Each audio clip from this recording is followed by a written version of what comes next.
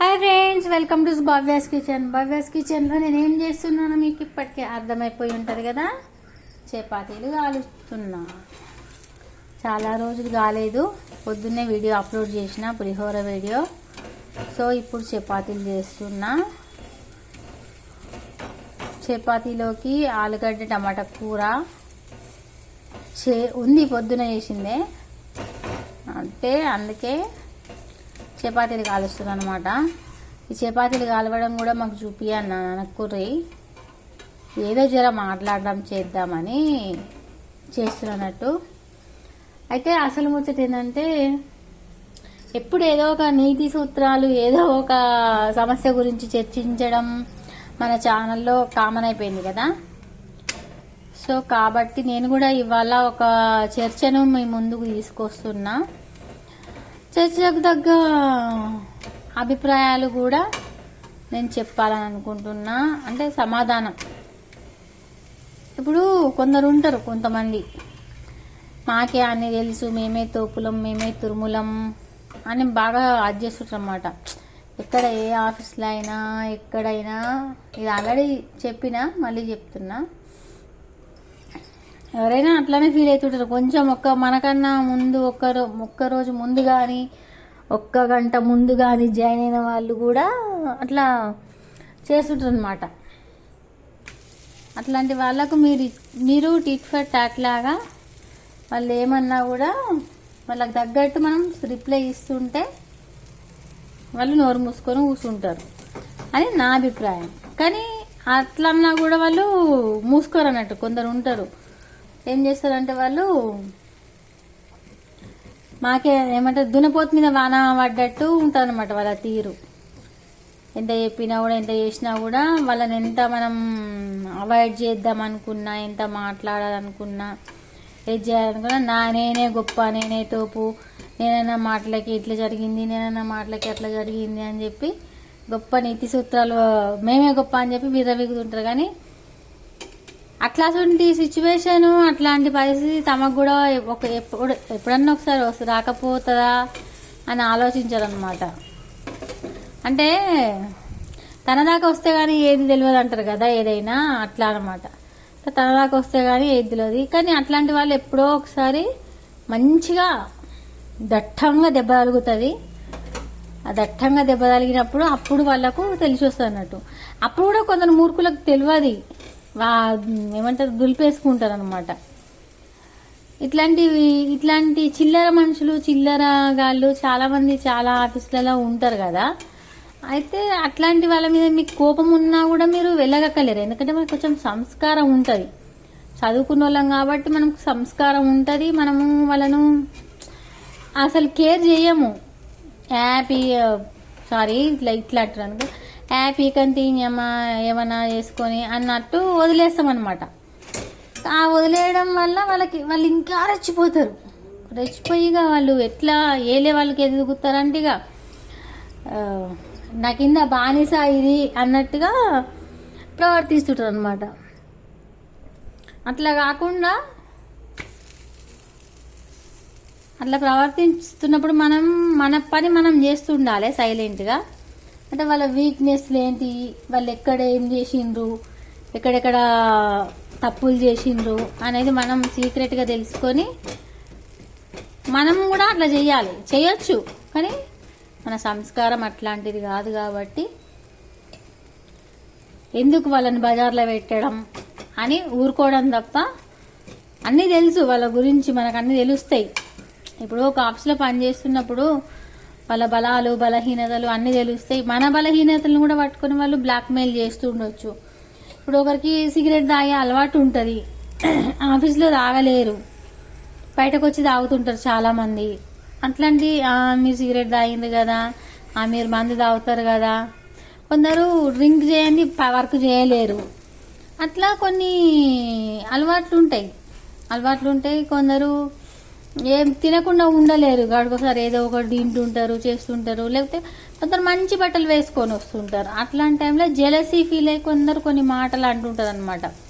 వాళ్ళకి లేదనే బాధ ఒకటి, మనలాగా వాళ్ళు రెడీ అవ్వలేకపోతున్నారు, అనేది ఒకటి, మన సంస్కారాన్ని యాజమాన్యం గుర్తించింది, మనకి ఇంపార్టెన్స్ ఇస్తుంది అనేది వాళ్ళు తట్టుకోలేకపోతారు అనమాట. తట్టుకోలేక ఇట్లా చిల్లర వేషాలు, చిల్లర పనులు చేస్తుంటారు. ఎందుకంటే వాళ్ళు చిల్లరగాళ్ళు కాబట్టి, మనం అట్లా చేయలేం కాబట్టి వాళ్ళని ఏం చేయాలంటే వాళ్ళకి తగ్గట్టు మౌనంగా ఉండొద్దు, వాళ్ళకి తగిన సమాధానం ఇచ్చుకుంటూనే. మనం ఎంత మౌనంగా ఉంటే వాళ్ళకి అంత చిరాకెత్తుతుంది అనమాట. అంటే కావాలని గొడవ పెట్టుకోవాలని చూసే వాళ్ళు కూడా కొందరు ఉంటారు. అంటే మాటకు మాట అనాలే వీళ్ళు, 10 మంది లాంటి ఆఫీస్లో గొడవ కావాలి మనకు, మా ఇద్దరికి అన్నట్టుగా చూస్తుంటారు చాలామంది చాలా విషయాల్లో. ఇక్కడ లేడీస్ జెంట్స్ అనే కాదు, బోత్ చాలామంది ఉంటారు ఇట్లా ఈర్ష్య అసూయలతోటి ఉండేవాళ్ళు. మనం మంచి బట్టలు వేసుకొచ్చినా, మనం మంచి బాగా రెడీ అయినా చేసినా, లేదా మనం మంచి పొజిషన్లో ఉండి కూడా జాబ్ చేస్తున్నా కూడా, అంటే ఏంటంటే మనం మంచి పొజిషన్లో ఉంటాం కానీ జాబ్ చేయడం ఏమంటారు బాధ్యత. అదొక అంటే పని లేకుండా కూర్చోవడం కన్నా ఏదో ఒక పని చూసుకోవడం బెస్ట్ కదా. లేకపోతే కొందరు ఉంటారు అంటే నా అట్లాంటి వాళ్ళు ప్రశాంతత కోసమో లేకపోతే నలుగురు ఇట్లా ఉంటే మంచి చెడు తెలుస్తాయి అన్న ఉద్దేశంతో జాబ్ చేయడానికి వెళ్తుంటారు అనమాట. వెళ్ళే వాళ్ళకి ఇట్లాంటి వాళ్ళు తారసపడుతుంటారు.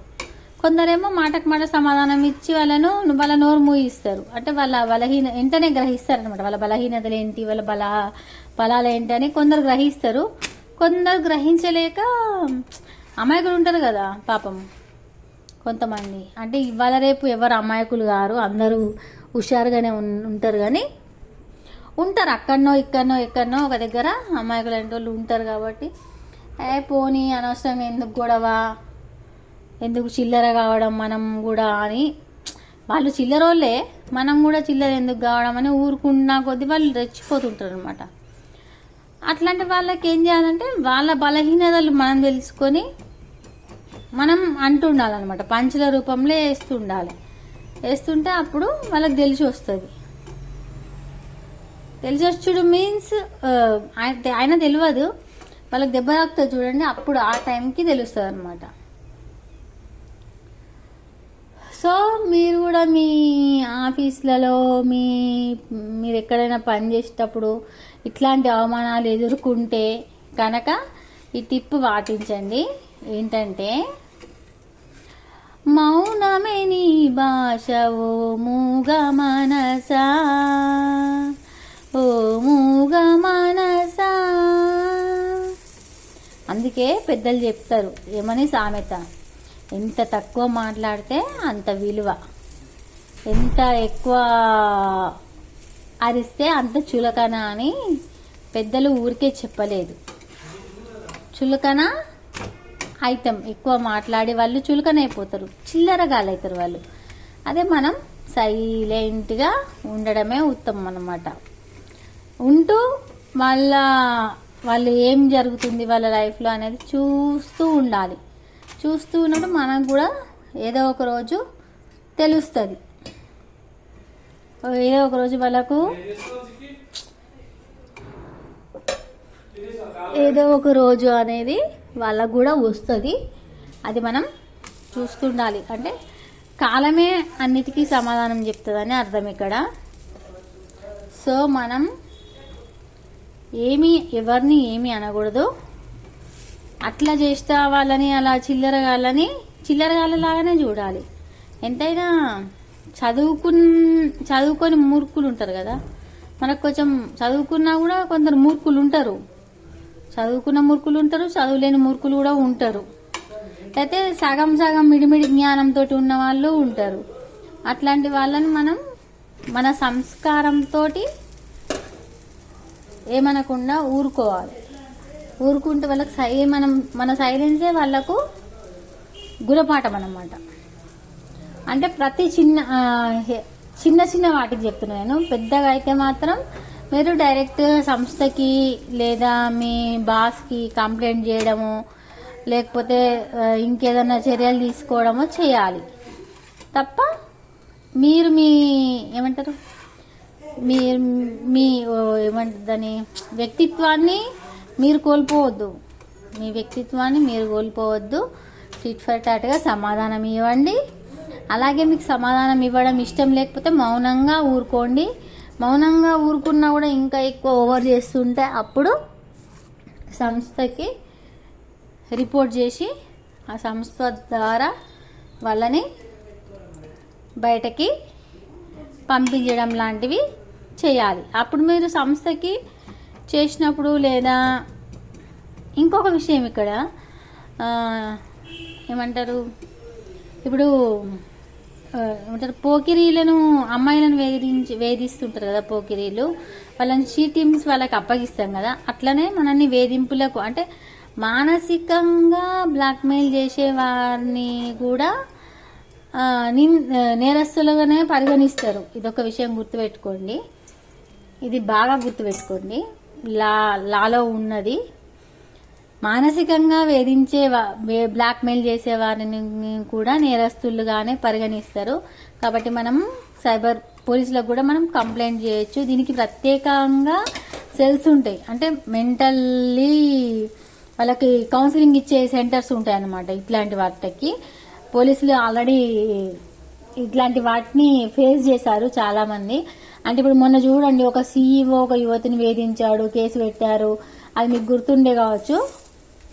అట్లా కొన్ని ఉంటాయి అన్నమాట. ఇప్పుడు ఉద్యోగస్తులను ఎవరన్నా మానసికంగా హింసకు గురి చేసినా కూడా ఆ సంస్థ మీద కానీ ఆ వ్యక్తుల మీద కానీ మీరు ఇట్లాంటి కేసులు కూడా పెట్టొచ్చు. ఈ వ్యక్తి నన్ను మానసికంగా హింసిస్తున్నాడు అన్నది మీరు కేసు కూడా పెట్టొచ్చు అనమాట.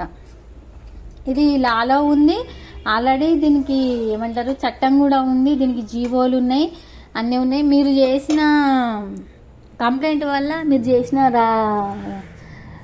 ఏమంటారు కంప్లైంట్ చేసి కూడా మీ పేరు బయటకు రాకుండా చూసుకోవచ్చు కూడా. ఇది బేసిక్ నాలెడ్జ్.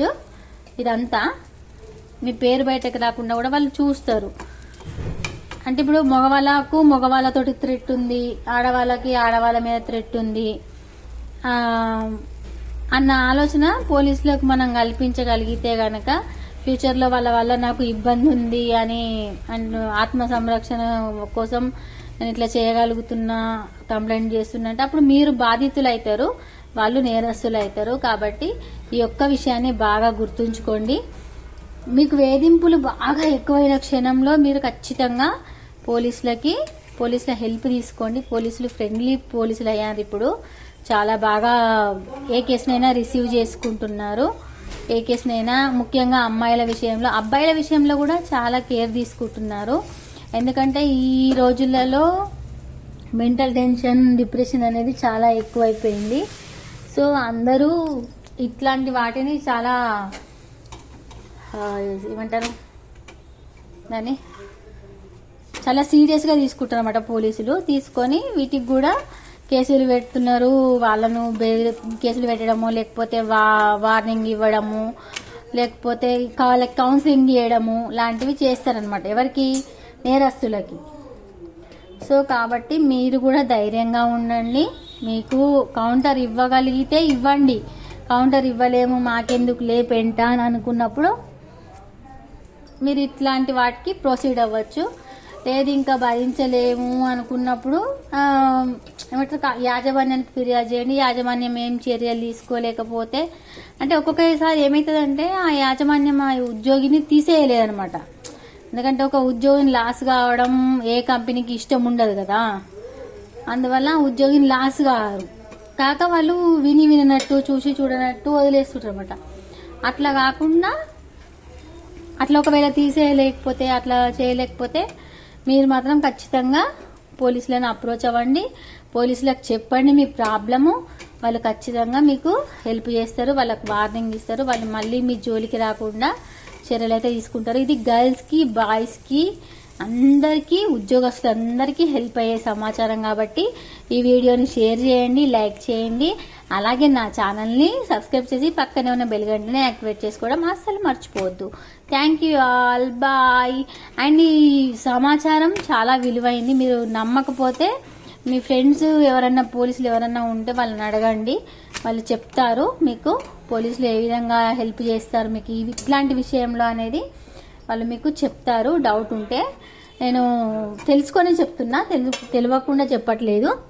కాబట్టి మీరు కూడా మీకు డౌట్ ఉంటే ఎవరైనా లాయర్ని కానీ పోలీస్ని కానీ తెలుసుకొని మీరు ప్రొసీడ్ అవ్వచ్చు అనమాట. ఓకేనా? Okay friends, thank you, bye. చపాతీలు కూడా అయిపోవడానికి వచ్చినాయి. బాయ్ ఆల్, మీ భవ్య.